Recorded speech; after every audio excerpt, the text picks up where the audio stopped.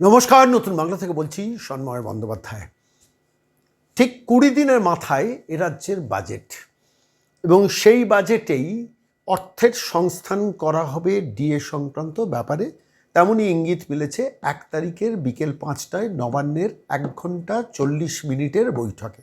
আমি আজকে এই বিষয়টা নিয়ে কিছু কথা বলার জন্য আপনাদের কাছে এলাম। কেন, ওই বৈঠকে কি কি আলোচনা হয়েছে, কি কি কথা হয়েছে, অনেকটা আপনাদের গতকাল আমি শুনিয়েছি। আমি নিজেও অনুধাবন করার চেষ্টা করছিলাম যে রাজ্যের মুখ্যমন্ত্রীর সঙ্গে 4টি ডিএর মামলাকারী সংগঠনের যে বৈঠক হয়েছে, সেই বৈঠকের নানান দিকগুলো নিয়ে আমি বিভিন্ন রাজনৈতিক নেতাদের সঙ্গে কথা বলেছি, আইনজীবীদের সঙ্গে কথা বলেছি, এমনকি যারা ওই মিটিংয়ে উপস্থিত ছিলেন তাদের একাধিক ব্যক্তির সঙ্গে আমি কথা বলে বোঝার চেষ্টা করছিলাম যে রাজ্য সরকার কোন পথে এগোচ্ছে।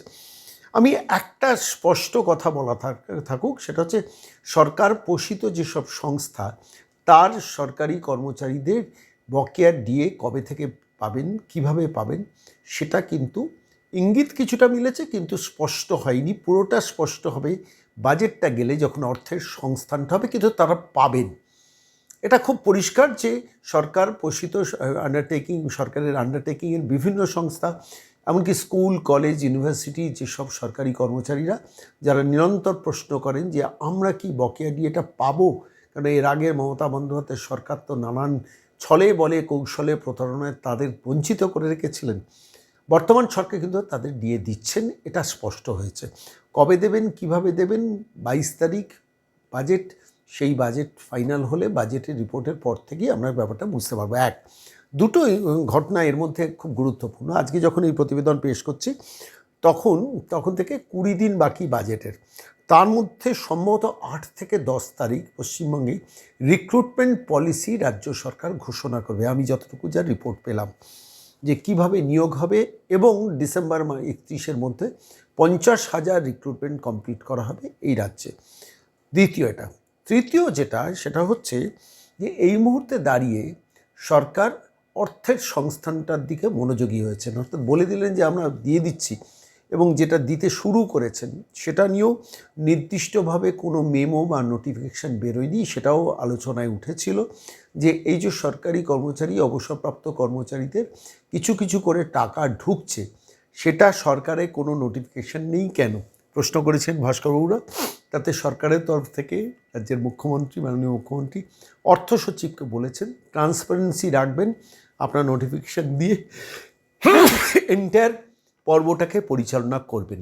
এই নির্দেশ কিন্তু অর্থ সচিবকে রাজ্যের মুখ্যমন্ত্রী দিয়ে দিয়েছেন। অর্থাৎ যে টাকা আপনাদের কাছে ঢুকছে, বা অবসরপ্রাপ্ত কর্মচারীরা বিভিন্ন জন আমাদের ফোন করে বলছেন যে ইতিমধ্যে টাকা ঢোকা শুরু হয়েছে, তার স্পষ্ট নির্দেশিকা রাজ্য সরকারের তরফ থেকে অচিরেই এটা আসবে, অন্তত মিটিংয়ের নির্যাস সেটা।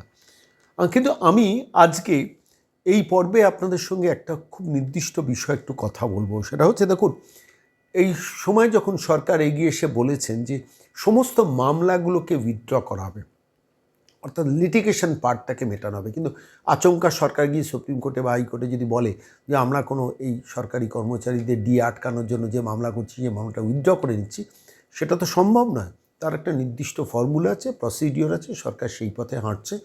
কিন্তু তার আগে কমপ্লায়েন্স রিপোর্টটা জুলাই মাসের মধ্যে রাজ্য সরকারের নির্দিষ্ট একটা তারিখ আছে, সম্ভবত 3য় সপ্তাহে, সেখানে গিয়ে কমপ্লায়েন্স রিপোর্টটা রাজ্য সরকারকে দিতে হবে সুপ্রিম কোর্টে গিয়ে। ফলত স্বাভাবিকভাবে তার আগে নির্দিষ্টভাবে বেশ কিছুটা টাকা প্রত্যেক কর্মচারীর অ্যাকাউন্টে ঢোকানোর, এবং প্রায়োরিটি সেক্ষেত্রে যা বোঝা গেছে সেটা হচ্ছে অবসরপ্রাপ্ত কর্মচারীদের অ্যাকাউন্টে আগে টাকাটা ঢোকানো। আপনারা অনেকেই আমাকে প্রশ্ন করেছেন, কেউ টেলিফোন করেছেন, সবার ফোন ধরতে পারিনি, অনেকে মেসেজ করেছেন যে সন্ময়বাবু সবই তো হলো, কিন্তু কবে থেকে আমরা বকেয়া ডিএটা পাবো, কবে নির্দিষ্টভাবে কত টাকা পাবো, আমাদের এক্স্যাক্ট ডিউটা কত আছে, এইগুলো তো স্পষ্ট হচ্ছে না, ঠিক। কিন্তু আবার এটাও আপনাদের ভাবতে হবে, আজকে যখন আপনাদের কাছে এই প্রতিবেদন পেশ করছি, একটা সরকার ক্ষমতায় আসার পর প্র্যাকটিক্যালি আমি হিসেব করে দেখছিলাম 11 তারিখ তারা কাজ শুরু করেছেন, আজকে হচ্ছে 3 তারিখ। প্র্যাকটিক্যালি 22 দিনের মধ্যে একটা সরকার এই যে 42,000 কোটি টাকা হোক, 45,000 কোটি টাকা হোক, 50,000 কোটি টাকা হোক, সরকারি কর্মচারীদের বকেয়া যে ডিএটা দেওয়ার বাকি আছে, সমস্ত কিছু অ্যাকাউন্টসটা ফাইনাল করে দেবেন এটা কখনো সম্ভব নয়। আমি সরকারকে ডিফেন্ড করার জন্য এটা বলছি না, যে কোনো সরকার থাকলেই এই কথাটাই আমি বলতাম। কেন বলছি একটু ভালো করে ভেবে দেখুন। একটা সরকার 5 জনের মন্ত্রিসভা প্রথম 9 তারিখ শপথ নিয়েছিলেন। তারপর গতকাল 1 তারিখ, গত পরশুদিন 1 তারিখ বর্ধিত মন্ত্রিসভা অর্থাৎ 35 জন বাকি মন্ত্রীরা শপথ নিলেন। অর্থমন্ত্রী এখনও ঘোষিত নন। কে হবেন অর্থমন্ত্রী? অর্থমন্ত্রক এখনও রাজ্যের মুখ্যমন্ত্রী পরিচালনা করছেন।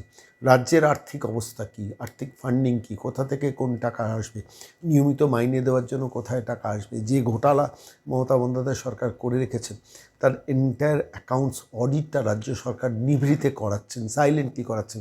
ফলত সেই টাকার সংস্থানটা আমার হাতে কত টাকা আছে, আমার হাতে 80 টাকা আছে না আমার হাতে 90 টাকা আছে, আমার কাছে 8 লক্ষ কোটি টাকা আছে না 80,000 কোটি টাকা আছে, এই হিসেবটা যতক্ষণ না সরকার করতে পারবেন ততক্ষণ সরকারের তরফ থেকে নির্দিষ্টভাবে কিছুতেই বলা সম্ভব নয় যে অমুক দিন আপনি টাকাটা পেয়ে যাবেন। ফলত স্বাভাবিকভাবে সামনে বাজেটটা হচ্ছে একটা স্টেপ। দ্বিতীয়ত হচ্ছে যে সরকার সুপ্রিম কোর্টে কমপ্লায়েন্স রিপোর্ট দেওয়ার আগে একটা পদক্ষেপ তার আগে নিয়ে নেবে। তৃতীয়ত হচ্ছে ইন্দু মালহোত্রা কমিটির সঙ্গে রাজ্য সরকারি এই ডিএ মামলা যারা করেছেন তাদের এবং রাজ্য সরকারের প্রতিনিধিদের যৌথ একটা বৈঠক অচিরেই হবে। আমি ভাস্করবাবুর সঙ্গে গতকাল কথা বলছিলাম, বলেন যে আমরা ইন্দু মালহোত্রা কমিটির সঙ্গে শুভেন্দুবাবু বলেছেন, রাজ্যের মাননীয় মুখ্যমন্ত্রী বলেছেন আপনারাও বসুন, আমাদের অর্থ দপ্তরের আধিকারিকরাও বসুন, বসে কিভাবে ইনস্টলমেন্টগুলো দেওয়া হবে তার ফর্মুলাটা খুব দ্রুত তৈরি করা হোক। তার জন্য ইন্দু মালহোত্রা কমিটির কাছে সংগ্রামী যৌথ মঞ্চের পক্ষ থেকে ভাস্করবাবুরা ইতিমধ্যেই একটা চিঠি দিয়ে রেখেছেন।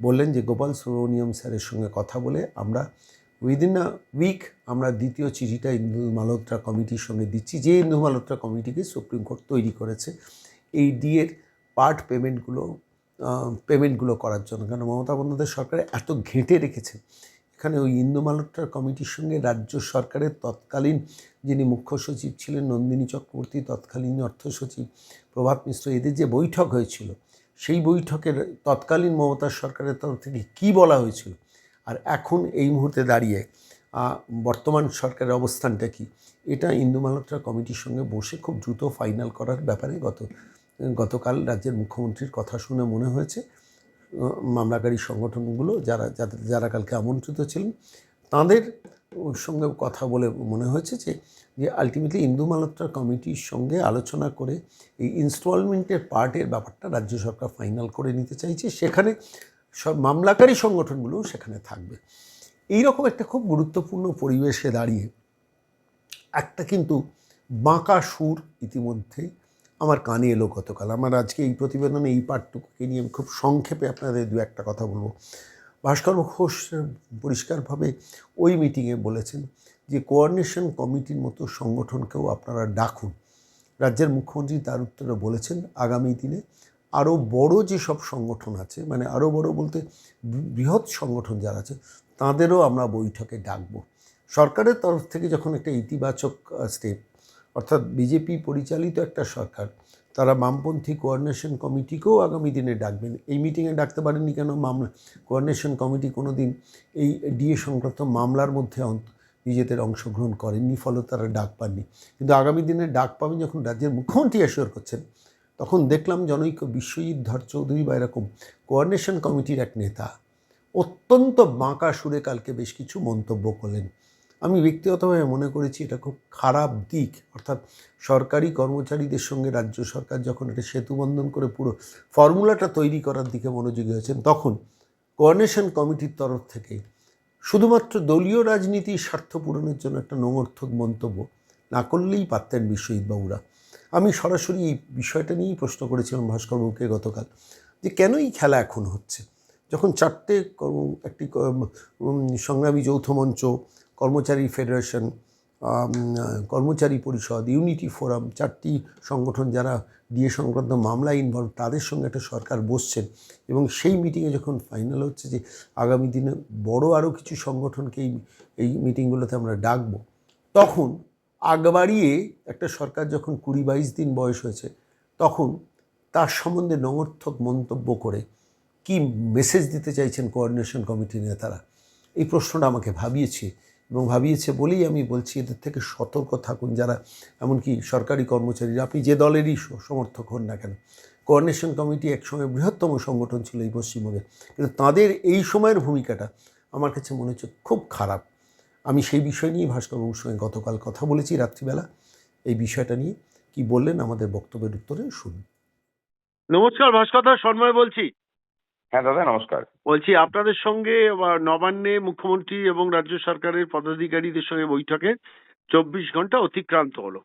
আমি নজর রাখছিলাম যে সরকারি কর্মচারী এবং গ্র্যান্টিং এডেড যারা সংস্থাগুলো আছে তাদের সংক্রান্ত ব্যাপারে রাজ্য সরকারের কি বিজ্ঞপ্তি কবে বেরোবে, কবে কি হবে, এবং সব থেকে বড় কথা হচ্ছে সামনেই তৃতীয় সপ্তাহে বাজেট আছে। সেই বাজেটেই শেষ পর্যন্ত কিছু ডিক্লারেশন আমরা আশা করে আছি। আপনাদের এই মিটিংটার পর আমি লক্ষ্য করছিলাম যে কার কি অবজারভেশন, সেখানে দেখছিলাম ভাস্করবাবু আপনারা মুখ্যমন্ত্রীর সঙ্গে বৈঠকে কোঅর্ডিনেশন কমিটিকে সরাসরি এই এই আপনাদের এই আগামী দিনের বৈঠকে সংযুক্ত করার জন্য আপনি নিজে সওয়াল করেছেন বলে আমি মিটিং এর ভেতরে রিপোর্টটা সংগ্রহ করতে গিয়ে শুনেছি। সেখানে দাঁড়িয়ে কোঅর্ডিনেশন কমিটির তরফ থেকে জনৈক বিশ্বজিৎ বাবু অত্যন্ত নঙর্থক টোনে এই মিটিং এর আউটপুট এবং সরকারের অ্যাক্টিভিটি নিয়ে বক্তব্য রাখলেন প্রকাশ্যে। মানে এটা তো একটা ভুল মেসেজ সরকারের কাছে গেল, যেখানে দাঁড়িয়ে রাজ্য সরকারের যিনি নবনির্বাচিত মুখ্যমন্ত্রী তিনি নিজে আপনাদের কথায় সায় দিয়েছেন পরবর্তীকালে আমরা বৃহৎ সংগঠনগুলোকে আমরা সংযুক্ত করব, তার মধ্যে কোঅর্ডিনেশন কমিটিও যাবেন। এরকম একটা ঐতিহাসিক দিনের পর একটা সংগঠনের তরফ থেকে এই নেগেটিভ বক্তব্য রাখাটা কি আলটিমেটলি একটা ক্ষতিকারক এই মেসেজ গেল না সরকারের কাছে? আমি এটা ভাবছিলাম, কি বলবেন? দেখুন, মানে আমরা যখন থেকে আন্দোলন করছি না তখন থেকে আমরা সবাইকে নিয়ে চলার চেষ্টা করেছি। হুম হুম হুম তাতে অনেকের কাছে আমরা 2 দিনের ভুইফোট সংগঠন সব নানা রকম তকমা আমরা পেয়েছি। যারা নিজেরা বিভিন্ন দলের মানে রাজনৈতিক সংগঠন তারা আবার আমাদেরকে রাজনীতির বলে দাগিয়ে দেওয়ার ইয়েও পেয়েছি। সেসব নিয়ে আমরা কোনোদিনই চিন্তিত হইনি, তথাপি আমরা যৌথ আন্দোলনে বিশ্বাস করি এবং আমরা সেগুলো কাজগুলো করেও গেছি। আমি 2023 সালের একটা কথা বলি। হাইকোর্ট নির্দেশ দিল আমাদের মানে মামলার প্রেক্ষিতে, আমাদের উপর মামলা হলো, সেই মামলার প্রেক্ষিতে নির্দেশ দিল যে সংগ্রামী যৌথ মঞ্চের 5 সদস্যের প্রতিনিধির সাথে মুখ্য সচিব, গৃহ সচিব এবং অর্থ সচিবকে বসতে হবে নবান্নে। আমি নিজে উদ্যোগ নিয়ে সেই 5 সদস্যের প্রতিনিধির মধ্যে আমাদের 3 জন এবং ওদের 2 জনকে নিয়ে যাওয়ার প্রস্তাব পেশ করি। আমাদের কমিটির মধ্যে সেটাকে রাজি করায়। এটা সাধারণত হয় না, আমরা কিন্তু সেই গেস্টার দেখেই যৌথ মঞ্চের 2 সদস্য কমিটিকে নিয়ে যাওয়ার করতে, তারপর ওনারা নিজেরা আবার হাইকোর্টে মুভ করেন বিকাশবাবুকে দিয়ে, এবং সেখানে আবার ওনাদের 4 সদস্যের কমিটির মানে যাওয়ার পারমিশন হাইকোর্ট দেয়। এই মামলার ক্ষেত্রে এখানে যেটা আলোচনাটা ছিল সেটা হচ্ছে যে আগামী জুলাই মাসে 22 তারিখ বা 23 তারিখে ডিএ মামলার পরবর্তী শুনানি আছে এবং সেদিন শুনানি হবে, কিন্তু কন্টেম্প মামলাগুলো আছে। তাহলে সরকার সেখান থেকে বাঁচতে এবং নতুন মুখ্যমন্ত্রী দায়িত্ব নেওয়ার পর বলেছেন যে পূর্বের যেসব লিটিগেশন, সব অহেতুক লিটিগেশন আমরা চালিয়ে নিয়ে যেতে চাই না, আমরা এগুলোকে শেষ করতে চাই। এবং এই জায়গা থেকেই ডিএ মামলা কেন্দ্রিক আলোচনার জন্যই মামলাকারী 4টে সংগঠনকে ডাকা হয়েছে। এবং এখানে এই ক্ষেত্রে কিন্তু আমি বলেছিলাম মাননীয় মুখ্যমন্ত্রীকে, আমাদের কাছে আমাদের পক্ষ থেকে একটা রিকোয়েস্ট ছিল যে কর্মচারীদের বিষয়ে সিদ্ধান্তগুলো যেন আলোচনা সাপেক্ষে, কর্মচারীদের সাথে সাথে আলোচনার সাপেক্ষে যেন নেওয়া হয়। তখন তারপরে তারা নীতি ঠিক করেন এবং সেই অনুযায়ী মামলাকারী 4টে সংগঠনকে ডেকে পাঠিয়ে তাদের 3 জন করে প্রতিনিধিকে ডেকে পাঠিয়ে আলোচনায় বসেন। এবং সেখানে মূলত মামলার বিষয় আসলে ছাড়া অন্যান্য বিষয়ে আলোচনা হয়েছে, কিন্তু এজেন্ডার মধ্যে ছিল না। মুখ্যমন্ত্রী মানে সমস্যাগুলো শুনেছেন, সেগুলোকে নোট নিয়েছেন, সেগুলো বিষয়ে প্রতিশ্রুতি দিয়েছেন, সেটা তো এজেন্ডার বাইরে গিয়ে পরে উনি না চাইলে পরে সেটা নাও করতে পারতেন। কিন্তু ওই মিটিং এ আলোচনা সাপেক্ষে তো উনি বলেওছেন যে এটা প্রথম মানে শেষ নয়, এটা প্রথম একটা মিটিং, এরকম মিটিং ধারাবাহিকভাবে হবে, এসব বলেছেন। আমি তখন আলাদা করে কোঅর্ডিনেশন কমিটির নাম করি যে তারা বড় সংগঠন, তাদেরকে ডাক পাওয়া উচিত। কিন্তু তারপরে দেখলাম যে মানে আমাদেরকেই আক্রমণ করে যেন ইয়ে করা হলো, মানে আমরাই যেন সমস্ত কিছুটা স্ক্রিপ্টটা রচনা করেছি যাতে করে তাদেরকে ডাকা না হয়। এগুলো আসলে অন্য কিচ্ছু নয়, মানে নিজেদের অস্তিত্ব সংকটে মানে প্রমাণ দিচ্ছেন তারা আর কি, তাছাড়া অন্য কিছু নয়। আমরা যদি এসব নিয়ে চিন্তিত নই, কর্মচারীদের সমস্ত স্তরের কর্মচারীদেরকে প্রতিনিধিত্ব করি, তাদের নিয়ে লড়াই মানে করে চলেছি। একটা বৈঠক হলো, সেখানে মুখ্যমন্ত্রীর যে ধরনের পজিটিভ অ্যাটিটিউড দেখেছি, প্রায় 1 ঘন্টা 40 মিনিট ধরে উনি বৈঠক করলেন, নিজে সমস্ত কিছুটাকে মানে উদ্যোগ নিয়ে সমস্ত সমস্যাগুলো সমাধানের চেষ্টা করলেন। সেই জায়গায় দাঁড়িয়ে গিয়ে পরেও গতকালকে এসে পরে যেসব নেগেটিভ কমেন্ট পেয়েছি, দেখেছি যে অধিকাংশগুলোই তাদের সব বিভিন্ন মঞ্চের সাথে সংযুক্ত আর কি। তা আমরা সেগুলোকে নিয়ে ভাবিত নই। আমরা অপেক্ষা করে আছি ধরুন 22 তারিখে বাজেটে ঘোষণা হওয়ার কথা। অপেক্ষা করি, তার আগে পর্যন্ত আমরা গালাগালি খাই, তাতে সমস্যা কিছু নেই। 22 তারিখে তো প্রমাণ হবে। 22 তারিখে কর্মচারীরা, শিক্ষকরা মিলিয়ে দেখে নিতে পারবেন যে হ্যাঁ আমরা কতটা কি কাজ করেছি না করেছি। এবং এটা খুব জোর করে আমরা বুক ঠুকে বলছি যে আমরা 2000 সংগ্রামী যৌথ মঞ্চ প্রতিষ্ঠা হওয়ার আগে পর্যন্ত কর্মচারীদের এই যে ডিএর অধিকার বলুন, শূন্য পদে নিয়োগ বলুন, অস্থায়ী কর্মচারীদের বিষয়গুলো এত জোরদার ভাবে সারা রাজ্যের মানুষের কাছে প্রতিষ্ঠা করার ক্ষমতা কোনো সংগঠনের হয়নি আজকে যেভাবে প্রতিষ্ঠা পেয়েছে। কোনো ইলেকশনে কর্মচারীদের বিষয় আশয়গুলোকে কোনো কর্মচারী পক্ষ নিজেদের রাজনৈতিক এজেন্ডা বানাতে পারেনি কোনোদিন, এটা এইবারে হয়েছে। সুতরাং কে কি বললেন, কে কি মন্তব্য করলেন, সেসব নিয়ে তো কোনো যায় আসে না। পরবর্তী বৈঠকে কাকে ডাকবেন না ডাকবেন সেটা রাজ্য সরকার ঠিক করবেন। আমরা আমাদের কাজ করে এসেছি। আমরা আবার বলছি যে আমরা চাই যে সমস্ত কর্মচারী পক্ষকে ডেকে পরে আলোচনা করা হোক। তবে এটাও বলি যে যেখানে আমরা সমস্ত স্তরের কর্মচারীদেরকে ঐক্যবদ্ধ করে লড়াই করার কথা এখনো ভাবি বা ভাবছি, সেখানে দাঁড়িয়ে কর্মচারীদের মধ্যে বিভেদ ছড়িয়ে কর্মচারী পক্ষকে দুর্বল করার কাজ যারা করবেন, আমার মনে হয় যে কর্মচারীরা আজ থেকে মানে 25-30 বছর আগেকার চেতনা সম্পন্ন কর্মচারী নন। তারা খুব ভালো করে বোঝেন, কর্মচারীরা বুঝতে পারছেন যে এক ছাতার তলায় এসে ঐক্যবদ্ধ হতে না পারলে আমাদের কিছু হবে না। অনেক ধন্যবাদ ভাস্করবাবু সঙ্গে থাকার জন্য, অনেক ধন্যবাদ। ধন্যবাদ দাদা।